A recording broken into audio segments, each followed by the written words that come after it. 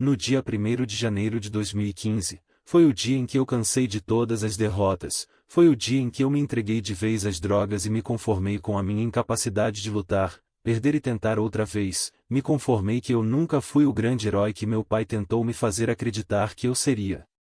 Mas tudo começou no dia anterior, pois eu havia saído de uma cidadezinha do interior, onde eu havia passado os últimos 12 meses, era a véspera de Ano Novo e todos estavam preparando suas festas, eu como sempre andava como um mendigo qualquer pelas ruas sendo ignorado por todas as pessoas ao meu redor, mas também como eu poderia querer ser visto por alguém se eu mesmo já havia me abandonado há muito tempo.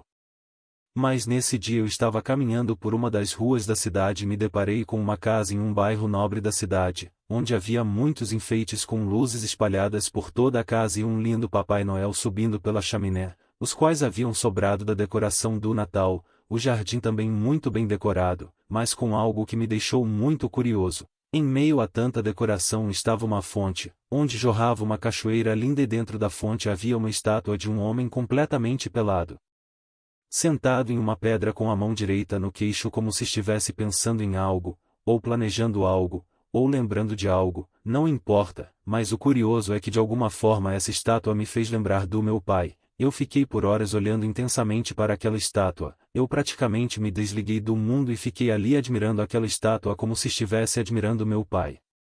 Meu pai sempre me dizia o significado do meu nome, sempre me lembro como ele se sentava ao lado da minha cama dizendo que Diogo significava, o que vence, aquele que doutrina e de como eu seria um guerreiro na vida, um herói, essa era uma das coisas que ele me dizia diariamente.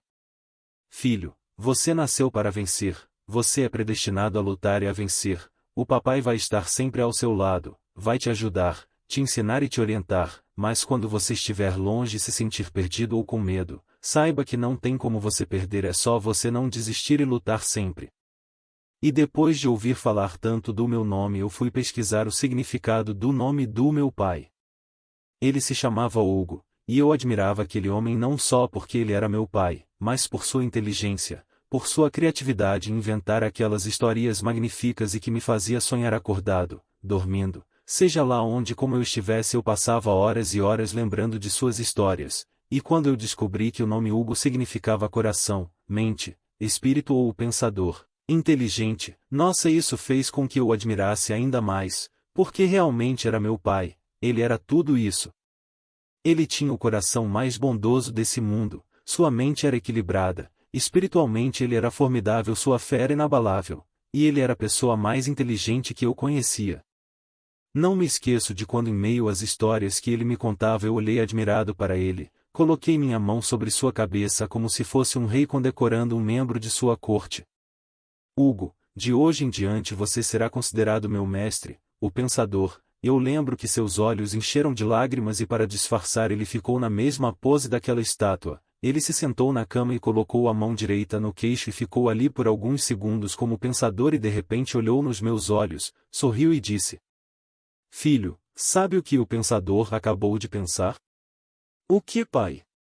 Que o pensador te ama mais que tudo nessa vida. Ele sorriu e me abraçou bem forte e eu consegui sentir ele limpando as lágrimas em meu pijama.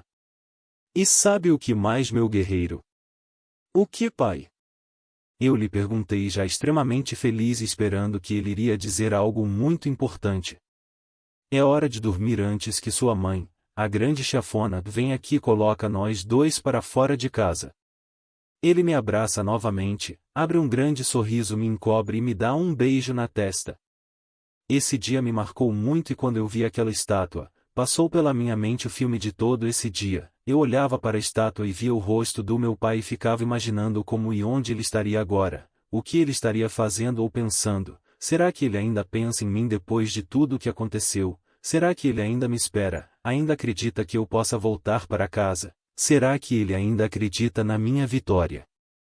Nesse momento, em meio a lágrimas que escorriam por todo o meu rosto, eu percebo que há um menino de aproximadamente uns 3 anos do lado da estátua, um menino que se parecia muito comigo na idade dele. Ele estava me olhando e ficou me encarando por alguns segundos, até que chegou seu pai e pegou ele no colo e o menino continuou me olhando, até que o pai dele o leva para dentro da casa e eu saio e continuo na minha caminhada para conseguir algum trocado para alimentar meu vício.